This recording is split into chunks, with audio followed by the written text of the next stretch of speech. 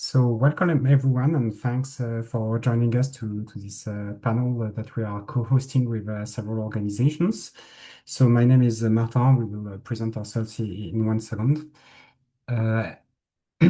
And as you saw, we joined 4 organizations for this joint presentation. And just to get started while people are joining us, we will start with a quick introduction of ourselves and our organization. So as I said, my name is Martin Oblecourt. I work for a French NGO called CartONG, which is specialized in GIS mapping and information management for the humanitarian sector. And personally, I'm in charge of partnerships mostly. And I leave the floor to Ian. Many thanks, Martin. I'm Ian Davis. I'm the development director for MapAction, who some of you will know. We are a mapping GIS IM organisation of about 20 years working in the humanitarian sector, primarily working through a large team of expert volunteers. And happy to take more questions on that later. But over to Rebecca, who's next in line. Thank you.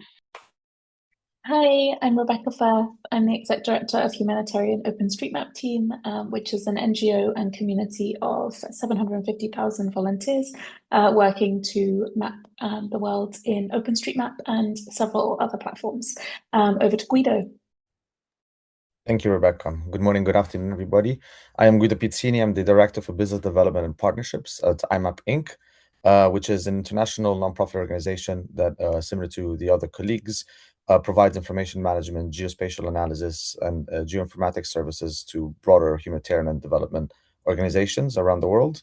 And our mission is really to support the global humanitarian and development efforts in ensuring that we can deliver timely, relevant, and actionable information management that then can actually translate into life-saving decision-making efforts. Pleased to be with you all today. Thank you.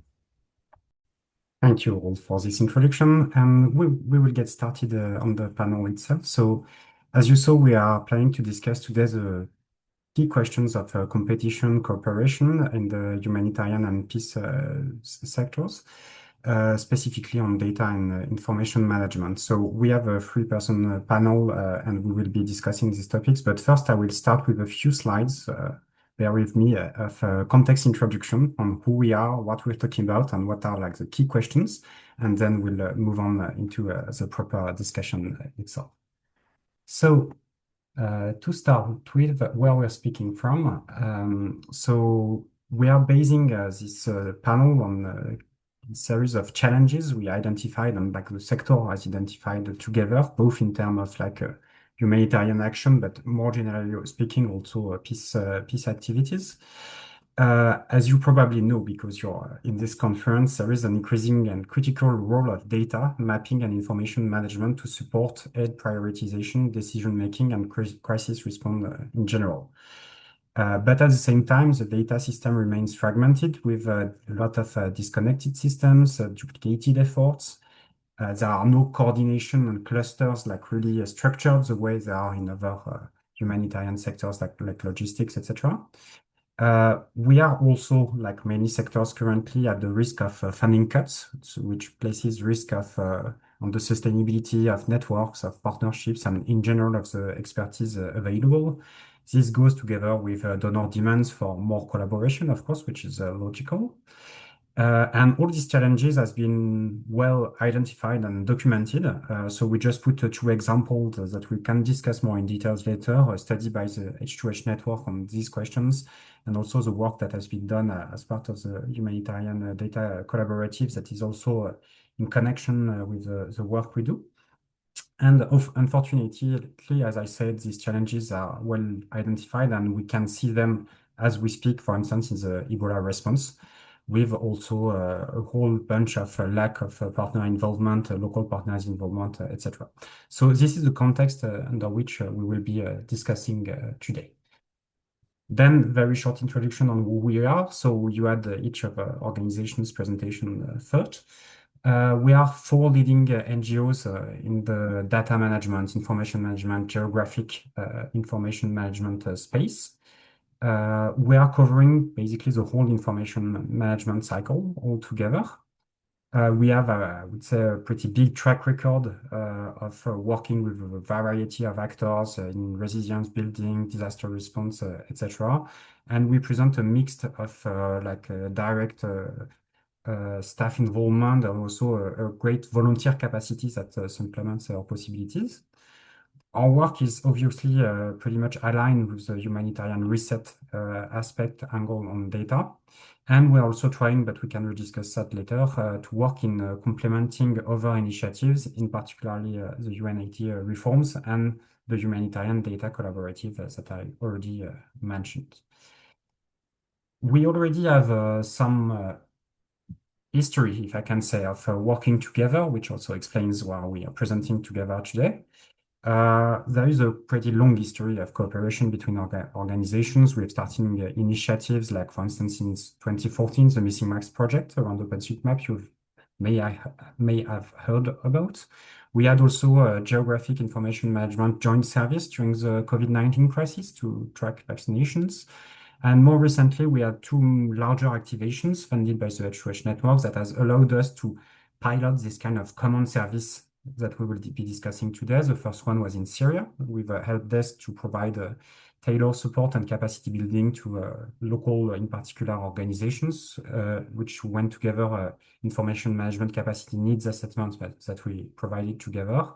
And very recently, a project in Lebanon, also funded by the H2H network, which allowed us to support the local NGO forum, the Lebanon Humanitarian and Development Forum.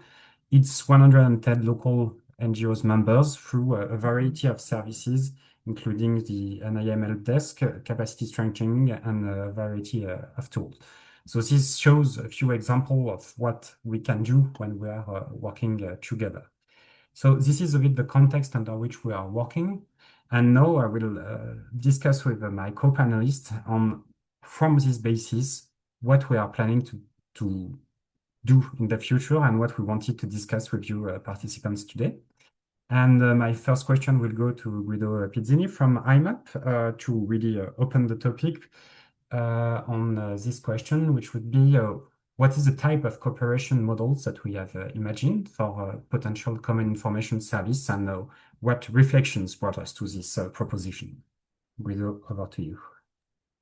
Thank you, Martin. And once again, colleagues, thank you for joining us today in this conversation, which actually started amongst us in terms of the partners that are here today quite a long time ago. Time flies.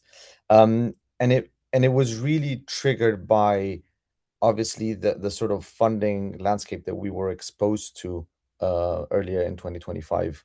But at the same time, these conversations around collaboration and partnerships and trying to see how we can build those synergies and see how we can really focus on having an understanding of what our strengths are, but even the humble approach to understand what our weaknesses are.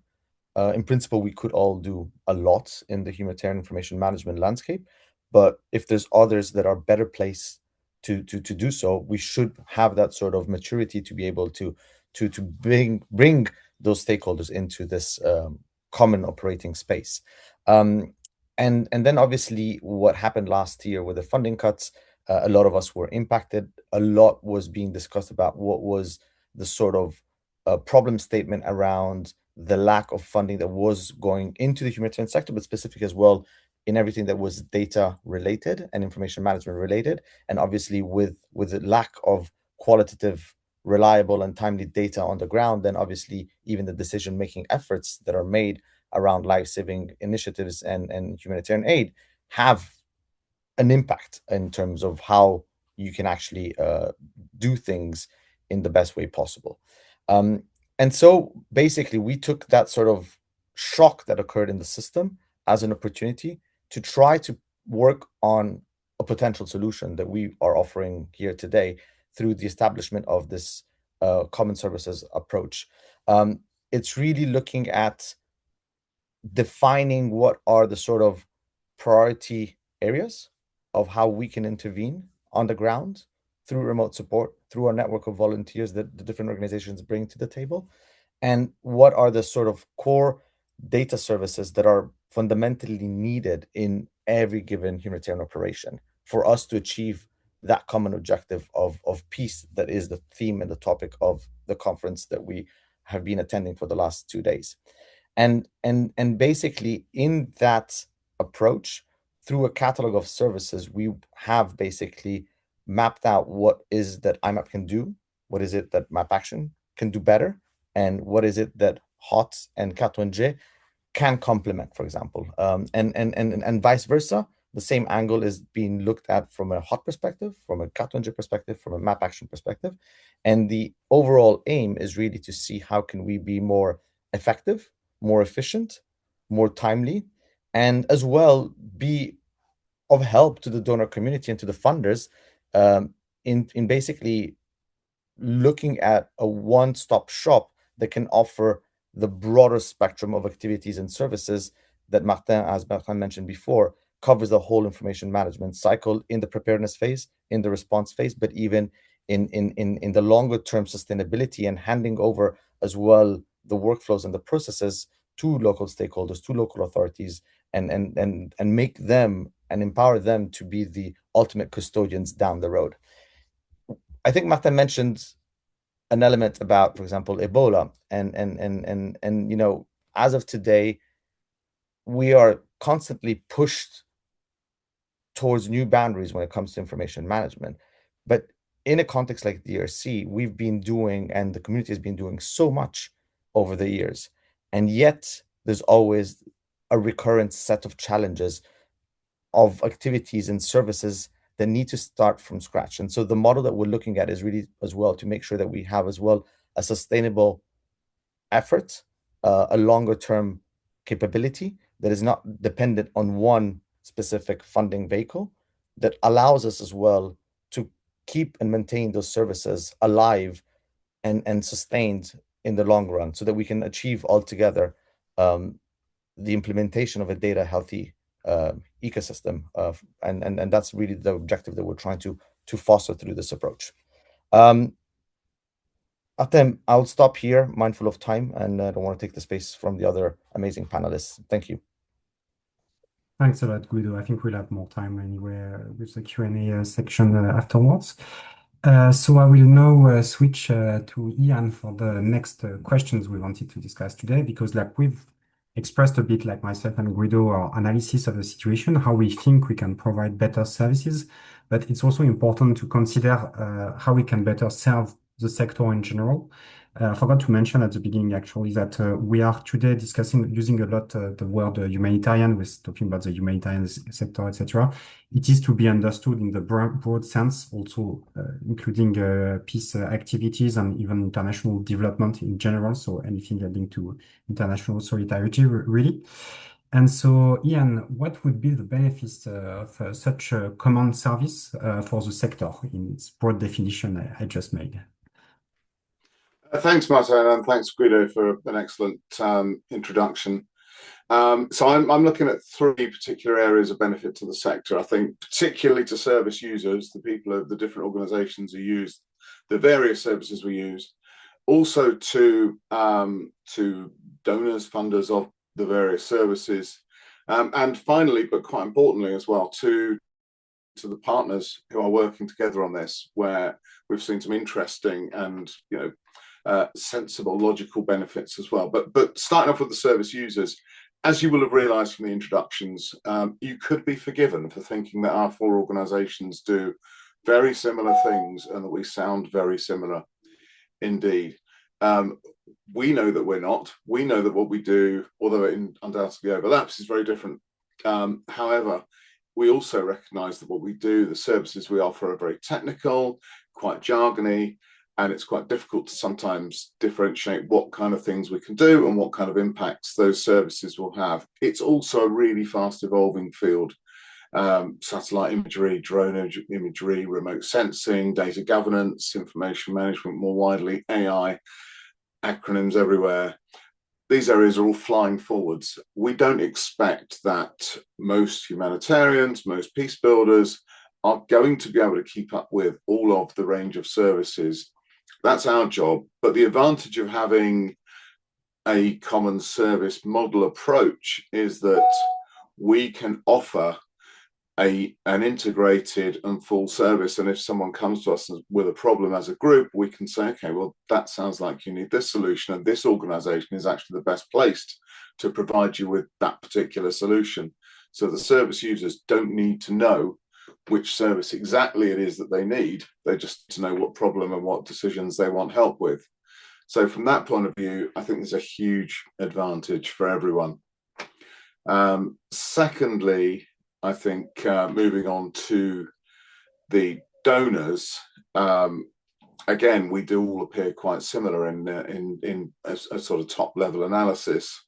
But as we're working together in this way, we can offer a much better level of efficiency and effectiveness, both effectiveness in delivery, because the right organizations are receiving the right services in a geospatial, a mapping, and an information management way from the main independent service providers, but also in terms of reinforcement, making sure that everyone knows if a particular skill or service area is really weakening or not being adequately supported. This is a good way of making sure that there's a sense of health across the various services. So there's a resilience within that as well, that donors can look at this approach and say, we can feel a bit more comfortable about that. And then finally, to the partners ourselves, I think that even going through this process, and even though we work with each other, talk to each other many times over the years, meet constantly, even go out for drinks occasionally, we've all found through this process where we've had a lot of meetings, a lot of conversation, that we all know each other a lot better than we did. And we all know each other's capacities and activities a lot better. And we've certainly had some really illuminating conversations about exciting new areas in which we can collaborate on particular parts of projects, whether as a four or whether just bilaterally. It's been really interesting, eye-opening, and I think that this kind of closer, more integrated approach is going to deliver on that. That's a lot of words. So Martin, I'm going to hand back to you, and if people have got questions, then they're welcome to ask them afterwards. Thank you. Thanks, Tian, and yeah, I'm sure we'll have additional questions to dig further a little bit. And to conclude this first round of questions with our panelists, I'll switch to Rebecca. So my final question here, to a bit try to challenge us already, is to discuss the challenges precisely that we faced in building such a cooperation, because when we present it like this, it all sounds good and nice and easy, but actually cooperation is not always that easy. So over to you, Rebecca. Thank you, Martin. So yeah, I'm talking about the juicy bit, the challenges and issues that come up when you're trying to build a collaboration like this. And I think all of us are kind of coming to this with the intent to be very open, very kind of transparent, share a lot of the experiences we're having. So I'm really gonna put a shout out to throw any questions that you might have in the Q&A. We'd be really happy to talk through the experiences that we've had here. I think kind of overall, one really interesting reflection for me on this was that I don't think any of the barriers we've faced are technical. We've worked together for a long time, as Ian said, sometimes kind of up to sort of 15 years worth of collaboration between our organizations. And we know how to share data, coordinate our workflows, build products jointly. And the kind of past work that we've done in projects together in Syria and Lebanon has really helped to develop that. So that hasn't been the challenge. I think the challenge has been how much kind of resourcing and time it can take to build a collaboration that will last the test of time, and that can deal with the kind of complexity of both the system and the organizations that we are. So obviously each of our 4 organizations has a separate board, a separate strategy, a separate culture, different funding pressures, different funders.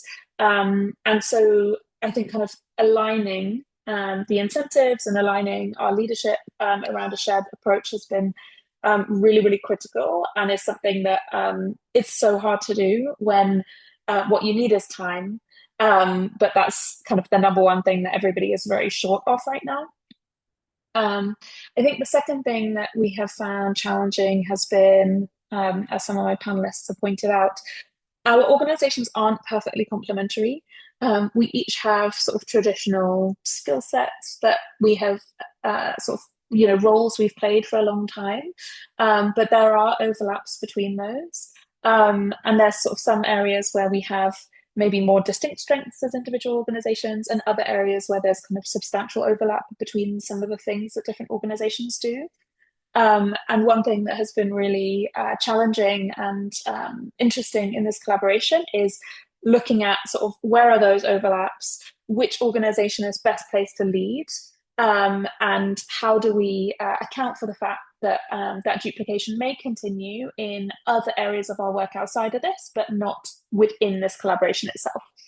And I think there's kind of definitely times where that's going to be challenging, but is literally the purpose of setting up an alliance like this is, putting the effort in to make sure that you are having those tough conversations up front, so that what you design ends up being something that makes perfect sense for the users that you care about. I think the third thing, is the funding environment makes this very tough. I think collaboration is something that needs resources and often isn't given them. So every organization is kind of operating under its own pressures. And, one thing we've observed in the sector at large is kind of in a context of reduced resources, the instinct is often for people to become more protective of opportunities. And what we want to do is make the case for kind of cooperation being a better strategy rather than fragmentation, which we can talk more about again. On that side, I think on the funder-facing side, as Ian said, we work with very technical capacities and offer sort of highly specialized services. And it's critical to make that ecosystem easier to understand to people that aren't inside it. And so a lot of what we are putting effort into is sort of how do we sort of unite and describe our services in ways that sort of make sense for somebody who might be new to this sector, and therefore help kind of different organizations find it easier to make decisions, whether that's a service user that wants to access services, so sort of local or international humanitarian organization, or a funder. How can we make it easier for them to take decisions, so that it's kind of clear what all these offerings are and how they work together? I think on the kind of coordination side, we have one of the reasons that we've all put the effort into this partnership is that the cost of not coordinating is very high. I think right now we're sort of hedging that if we spend a lot of time kind of coordinating how we all offer ourselves sort of jointly to the world, that will be sort of one upfront effort that will of course need to be sustained and matured, but that we will remove the need for coordination in the event of every single crisis. So we believe that this approach will kind of create a heavy overhead once, whereas fragmentation creates an overhead every single time a crisis occurs. And a lot of the time that fragmentation lands on the local actors. So it lands on humanitarian responders of any type to figure out what are all these services and how can I best get the right information to make the best decisions I can.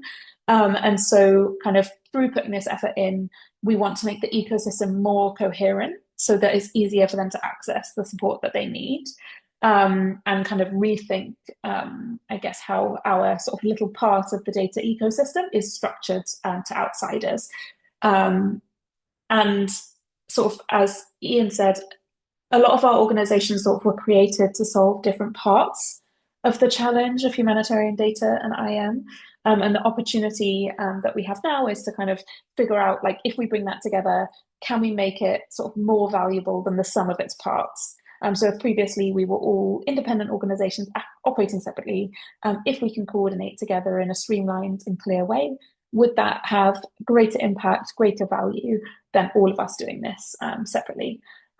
So yeah, that's the kind of, I guess, high level on the experiences so far, but very happy to dive into any details. Back to you, Martin. Thanks a lot, Rebecca. And indeed, we are going to move now to the more interactive part of the conference. So as you understood, the idea of this panel today was both to present our assumptions, what we are trying to achieve, our first feedback on the effort, but also, most importantly, to get feedbacks from the participants of the conference. So we are going to ask you now to do some participation.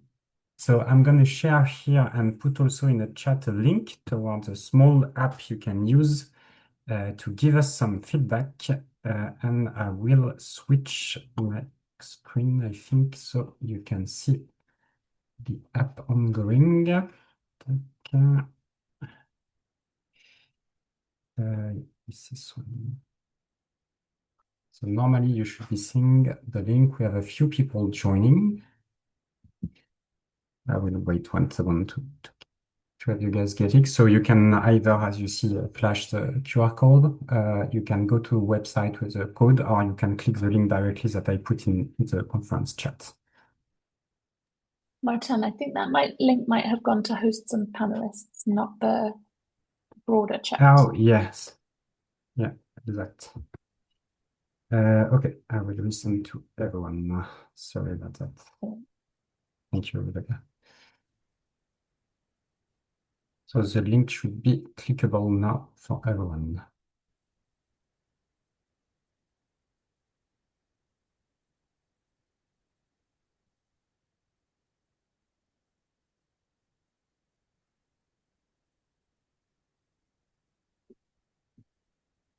Just waiting a few additional seconds, and in the meantime, you can of course think about the questions you will ask after, because we'll have a proper Q&A after this small poll to start to get started. Okay, I think we're almost set. I don't see the figure moving a lot, so I will move next. And anyway, you can still join even if we have started the activity, if I can say. So the first thing I'm going to ask you is really a test, but it will also give us a perspective, is to just click on the map where you are located currently.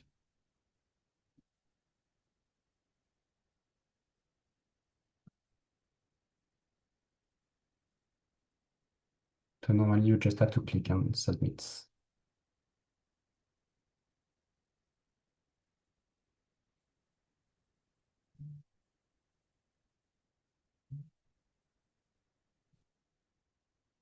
Some people are still in Sweden. I think you were there for the conference, or maybe it's the organization team too.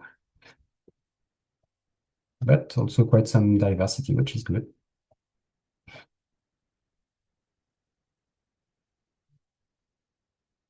Not many people from the American continents. Maybe it's a bit early for them.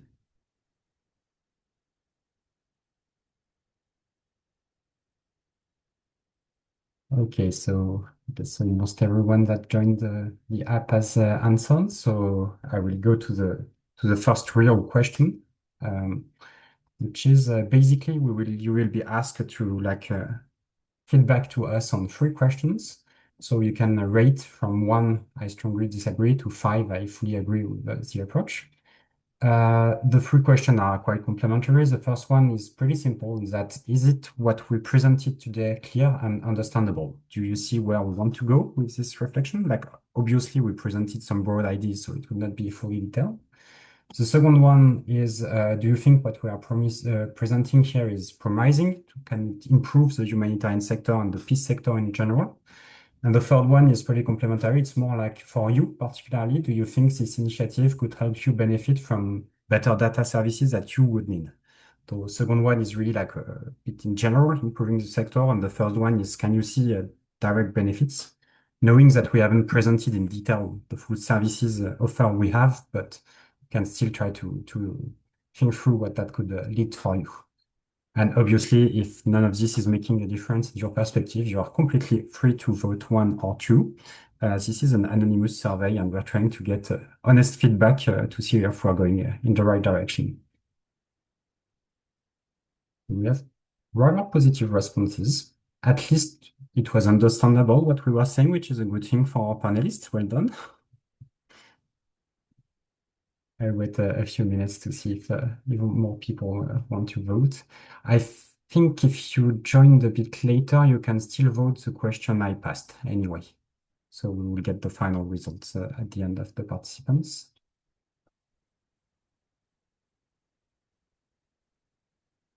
Just waiting a few seconds. Okay, it's not really moving anymore. Anyway, so pretty good feedback on the understability, pretty good feedback also on the impact on the sector, and it's a bit more mixed in terms of impact for you directly, but we still have a few people that see direct impact for them, which is quite positive, I think, and should lead to interesting Q&A afterwards. And so for the next question, so we are going to dig on the final item that I just previously put. So this one is like an open question. So you can just put Slack post-it notes basically on what are the critical needs this initiative could serve, specifically thinking of your needs, like your need as an organization, as a professional, but also your collaboration needs, your partnership needs. It's a pretty broad definitions. So this is really an open question, and the idea is it will help us angle a bit the Q&A afterwards. It's a preliminary step for the Q&A that will come next. So first participant on coordination, better data sharing, which can lead to better decision. Oh, that's precisely the point of our initiative. Knowing what the data gaps are, how to find out what's possible in IM data analysis. Very good point indeed. Coordination with different suppliers. That's also the point of what we are presenting, so good.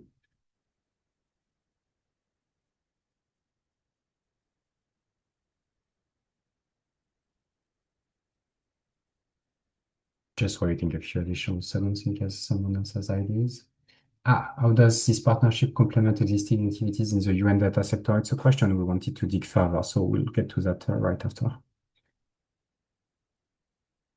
Data and AI in humanitarian response. It's true that we haven't really discussed the AI topic. Maybe we can cover it in the Q&A afterwards. More specific question on what it can achieve in a year. Local actors, it's also something I think we wanted to dig through.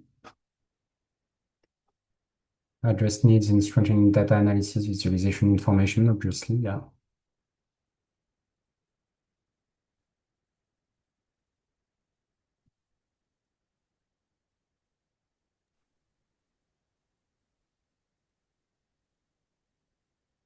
Okay, thanks for that. I think you'll have opportunity to add new questions afterwards anyway. And a final poll-based question would be also to frame a bit the discussion if you identify risks for this initiative. So some format, like it's an open question. And so if you already think of things, it will also help us frame a bit the question we'll have after in the next step of the Q&A.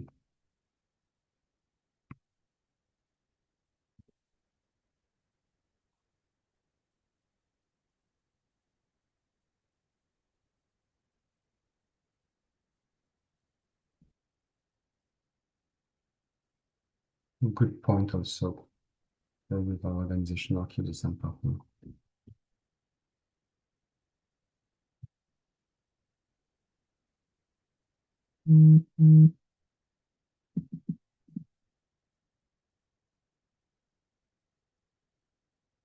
Okay, so I suggest that while we are taking the last questions here and also the challenges you identify, we can get started on answering some of the questions that were risen through the different questions that were on the chat.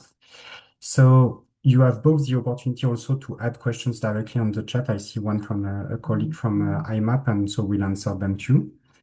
So maybe I can suggest we get started with to get some concrete examples. Someone asked us what do you plan to achieve in a year, which is a pretty good entry point. It's not an easy question because we're still on the process to define that. But if someone I don't know, maybe Guido wants to get onto that to provide a bit more concrete examples on what we would like to achieve in a year. Thank you, Martin, and Ian, Rebecca, feel free to jump in and complement. So two elements to consider in terms of timeline. One is the timeline of us getting this initiative off the table, and then the timeline for actual implementation at the field level.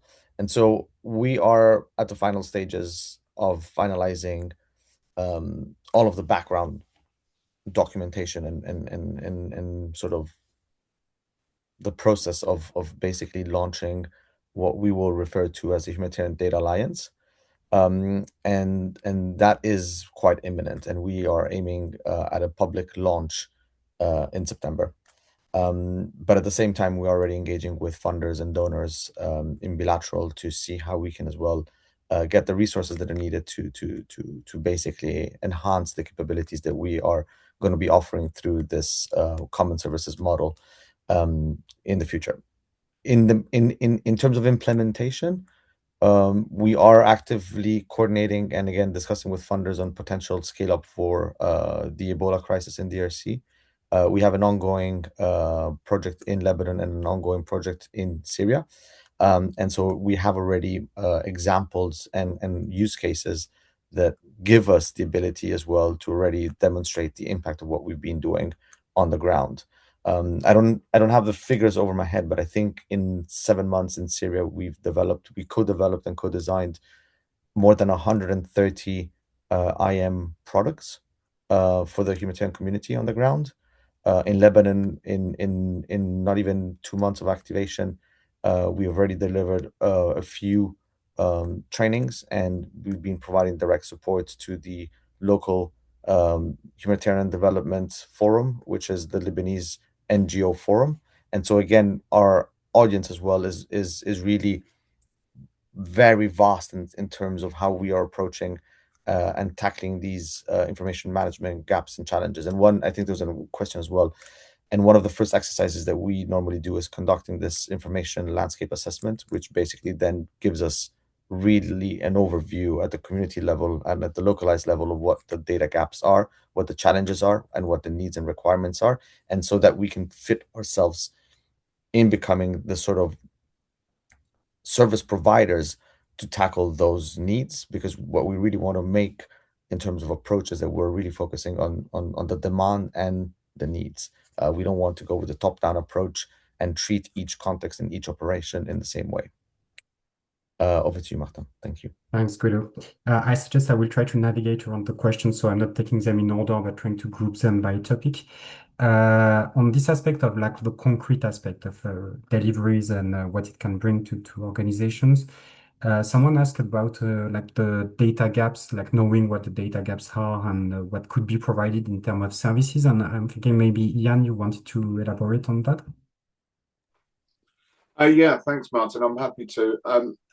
So I think that this is one of the areas where, as I touched on in my introduction, I think that the common service model approach, the Humanitarian Data Alliance approach, will really speak to that, because we know from many engagements that we've had, especially as we increasingly engage with smaller and more local organizations who don't have a huge technical specialist capacity, that people come to us with one challenge that's presenting to them, and in conversation it often turns out that that challenge is not actually the one that really needs to be addressed to solve the problem, the challenge that they really have.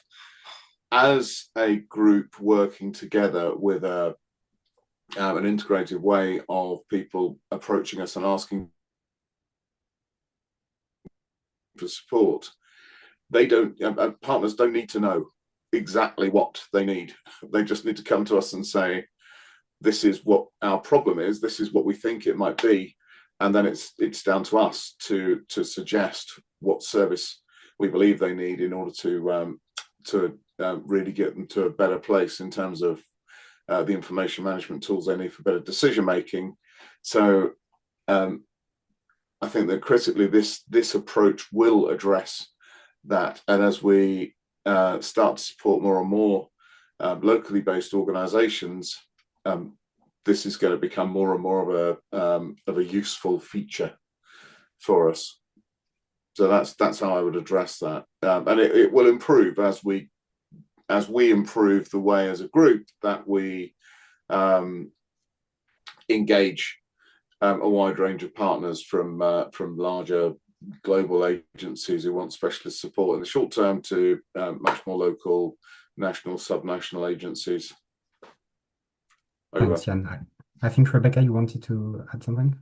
Yeah, I just wanted to add on something there that I think actually for all of us, the majority of our partners don't know the answer to that question. We did some analysis recently at Heart around kind of our partners and how those relationships often establish, and found that only 10% of the organizations we work with know what the data gap that they want to fill is, and know kind of exactly what they want to gather to close it. Which I found really interesting because it kind of spoke to me about like how much relationship building and kind of discussion coordination is required to actually get to that. And it's often kind of a bit of almost a kind of consulting service to understand what the problem is and then diagnose kind of what information would be able to close that gap. As well as also speaking to something that I think a lot of humanitarian organizations face, which is that they don't have large marketing budgets and they don't spend a lot of time marketing the products and services they have, which for kind of members of this group, I think has also sometimes landed in a bit of a sort of market creation space where making sure that people are kind of aware of the fancy drone imagery thing we can do and the kind of new AI tools and the sort of potential and ease with which kind of new technological advances kind of can enable work is something that kind of the true reality of like the capacity of all these organizations is something that we kind of find it hard to put forward. And so I think that's another kind of reason why we're excited to collaborate is sort of putting them, our true capacities forward as a joint initiative makes it sort of easier for other people to be able to kind of pick off a list what is it that this collective could support with. And was really kind of interesting to us anyway, finding out that only kind of 10% of our partners truly knew exactly what they were looking for when an engagement began. Thanks, Rebecca. Yeah, it's a really good point. I think we all share the same diagnosis. Like at CartONG, most of our projects start by an IM assessment because people don't really know what systems they have and what needs they have too. So we're trying to, I think we'll make that stronger by adding our different skills and experiences on that. I will switch to another topic, which is a bit linked. We had several questions on how there was a question in the chat on how we can better understand the real needs of the affected communities in the ground, and also how we can articulate and cooperate with local actors too, local CSOs and other actors. So I don't know if one of you want to start on this topic, and I can complete also, of course.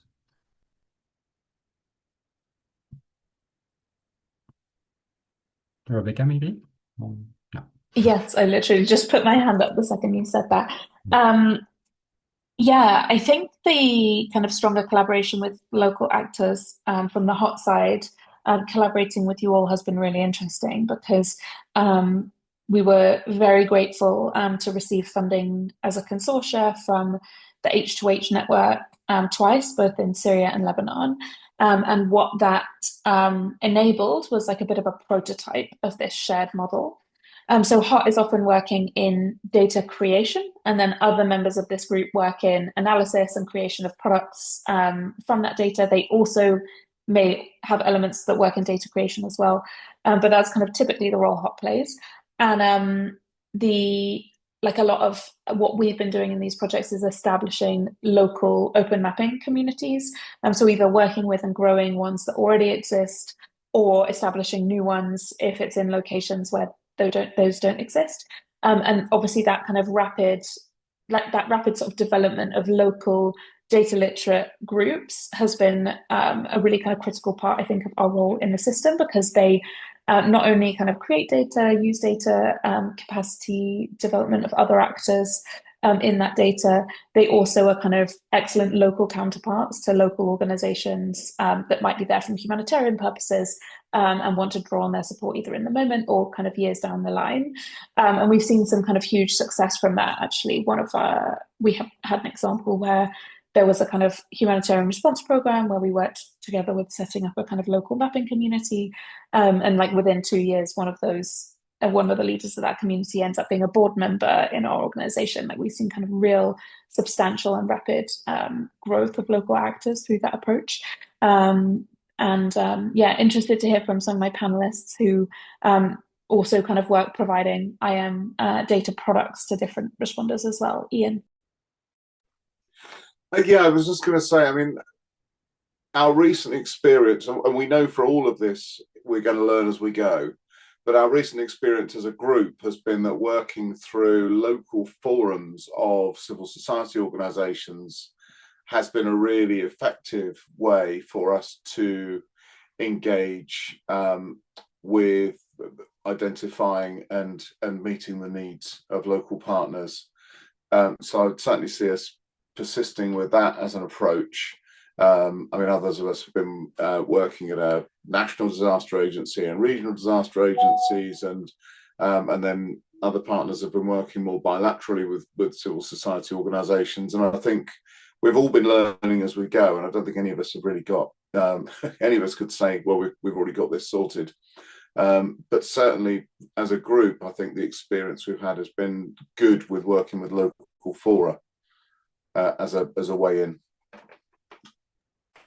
Thanks, Jan. And just to complete quickly on that, I think what's really interesting is that we take this question of localization at different levels, like both supporting technical organization locally, like Rebecca expressed, which is basically like localizing ourselves as technical organization, but also supporting NGOs, CSOs engaged in localization by training their national and local staff, supporting directly local CSOs and NGOs, as Jan was explaining. And finally, like localizing our own organization by getting more international in our governance, etc., as Rebecca explained. So I think we are trying to tackle this question from all angles. I'm going to move to a next group of questions. So we had several questions around, if I can say, like governance. So one of them was like, what will the governance would be? Another was if we want to grow the group or keep the same partners. And finally, and I think it's a bit linked, like what is our connection with the Humanitarian Data Collaborative? So maybe Guido, if you want to get started on these questions of governance and like the size of the group and links with others. Yes, thank you, Martin. I'll actually start from the collaborative angle. How the Humanitarian Data Alliance needs to be perceived is that we are a complement to the Humanitarian Data Collaborative. We are an operational set of actors that are looking at basically operationally delivering the services that are needed. Field implementation, search capabilities, data collection, mapping, analysis, capacity strengthening, we said it all. And so the way we are going to position ourselves is that we are a complement to what's happening on the interagency standing committee level on the Humanitarian Data Collaborative, which is a global coordination space, an agenda setting sort of platform where we want to position ourselves as an operational delivery mechanism for the humanitarian stakeholders on the ground. We are needs focused and needs driven. And so again, back even to the localization component, that strengthens as well the fact that we, through how we're working around our help desk model, get requests and demands, and there's a prioritization criteria. And if in a traditional ecosystem where you are donor driven, you basically are tied to XY partner or your project lead, and that's it. We have an offer of services that is open to all the stakeholders on the ground. As long as they submit a ticket into the system, the back end will have people from the various organizations that are basically going to say, well, yes, this local NGO that often is not even famous or people don't even know those names of those civil society organizations can still benefit from that, Power BI training or from that QGIS training. And so linked to that is we have a catalog of services. We are open to consider expanding as well to other partners, but at the same time, we will do that only if those partners bring specific competencies and value adds to complement what is the offer and how that offer overlaps with the needs and the demands that we're getting. And so that is something that is something that we're currently actually discussing. We're at the final stages of finalizing some of the documents that are outlining those principles, and as soon as we will be able to launch in September, then obviously we will have a website, we will have, you know, documentation, there's going to be presentation material, there's going to be content that will explain in details how partners could be either directly affiliated with the Humanitarian Data Alliance or collaborate indirectly with us on the ground. Rebecca, Ian, would you like to complement maybe? I guess one thing I might add there is a lot of us have collaborated for many years in other kind of coordination mechanisms, especially through the Missing Maps project. And I think one thing we've learned there is how do you get the balance right on the right kind of governance and processes for something like this? You need it to be tight enough that it can kind of offer everybody a standard and clear expectation of each other and understanding of what's going to happen, but it also needs to be light enough that it, you know, it's not kind of so onerous for any organization to participate that they're kind of unable to do that. And obviously understanding that, you know, we don't want to develop, you know, unending processes for things that kind of we're not currently experiencing. And so it's been interesting, I think, working with the group to get the balance right on what that is. And I think also really shows the importance of trust between organizations. You're never going to have everything perfect on paper, but you need to kind of build trust in the group and understand, you know, kind of really practice, I guess, a lot of kind of positive like relationship development in virtual teams. In order that you can set something up that everybody feels confident in, excited about, ready for, and ready to kind of implement together. Yeah, that's been a kind of interesting part of the procedure, I think, so far. Thanks, Rebecca. Jan, you wanted to comment quickly? Yeah, just on governance, as Rebecca mentioned at the start, we're all very different organisations in the way that we do things. So although we deliver services that maybe are the same to the receiver of those services, quite often we deliver them in incredibly different ways organisationally, and our organisational mechanisms and structures are completely different. The strength of this is that we can all do things in ways that other members of the Data Alliance can't. The challenge of this is that we also then internally move in different ways, and that can require time to evolve. But I think the key, as Rebecca also said at the start, is we have all kept turning up to the meetings, to the conversations, because I think we all believe that this can work quite fundamentally. And so, yeah, it's the governance, we don't pretend that it's going to be simple or we're going to nail it overnight, but the will is there, and we're moving towards it very rapidly. Over. Thanks a lot, Jan. Indeed, I think like the what we're trying to achieve is to like simplify service provisioning, etc., with a group of organizations. By no means it means recreating a monopoly around this. Like there are plenty of organizations in this sector of humanitarian data. There was a very interesting study by the H2H network. I'm afraid we won't have time to discuss it, but that was elaborating on why it's important to have independent organizations, not necessarily a monopolistic organization that provide all the data, also for like cross-cutting and having some autonomy in the decision. So it's really what we're trying to achieve with this level of simplification. And very quickly, because we're almost running out of time, if someone wants to discuss quickly the funding challenge, which has been raised by several questions and feedbacks.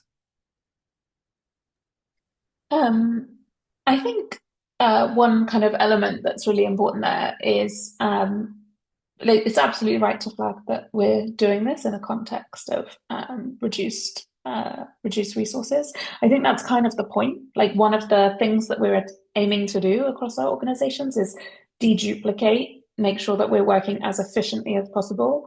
We mentioned earlier that means kind of some organizations may be stepping back from roles that they might have played at time, other organizations leaning into roles that they've played deeply over time. You know, the goal of that is to be more efficient and to be able to do more with less. And kind of we sort of really believe that at this point, sort of every organization has kind of across the whole sector has kind of squeezed and adapted themselves to operate in the new environment. But this for us feels like more a kind of redesign of our part of the system to say, rather than these individual pieces acting alone, creating some inefficiencies, how do we bring that together so that we can streamline it both for the funders that might want to support it and the actors that we serve. And so it's kind of exactly the point is kind of making it easier for us to have more impact with more people for lower resources, which is part of the goals. Thanks a lot, Rebecca. So we actually almost covered all the questions. I think the one that we haven't really discussed is the point on AI, which is a very broad topic in itself, and we won't cover it in 5 minutes. Just to say that we haven't detailed today the technical services we provide and like the technical skills of the organizations, which it's a whole topic that we can discuss with people interested. So don't hesitate to get in touch with us. We wanted to dig a bit on like these organizational people questions and political questions in a way also between organizations, because it's often what is like, not discussed in technical conferences, and we wanted to highlight how much it's important also if we want to improve coordination to not just bring an additional app or an additional dashboard, but also fix the core challenges that are behind these coordination problems. So we'll switch now to the conclusion and next steps. Sorry guys, I thought we might have time for a word of conclusion from each of us, but it's 4 minutes left, so I will package what we wanted to say together. So first point is that for our participants that we are working currently towards a public launch in September. So we are, as Guido said, in the finalizing steps of working this cooperation. We are currently discussing with donors and with partners to create synergies. So this conference was an excellent opportunity to get early feedback from the participants, and thanks a lot for that. And don't hesitate to again give us more feedback after the conference. As we discussed today, the idea is not to aggregate all the organizations in the sector. We want to stay lean, but at the same time, this alliance will remain very open to partnerships with other organizations and other alliances. So same thing, don't hesitate to get in touch with us. And as maybe a final teaser, so we are currently working on a name which would be a Humanitarian Data Alliance. So if you have a strong opinion about this name, don't hesitate to react about it too now. So yeah, thanks a lot everyone for all your feedback and questions and comments, which were really relevant. We'll get back to them also thanks to the book lab. And don't hesitate to get in touch. You have our 4 contacts here. You can reach any of us. We'll share among us. And I think we have 2 minutes left if we want a really quick end word from Rebecca, Guido, and Jan. Just to Just say to thank you, appreciate Martin. everyone for joining and thank you for the questions. Guido. There you go. You said it better than me. And thank you, Martin, for facilitating and moderating. Yeah, thanks, Martin and other panelists, and everyone else. Just keep an eye out and get in touch and ask questions if you have them. Thanks a lot. And also thanks a lot to the conference organizer, Borbala, and the whole team for providing us with this opportunity.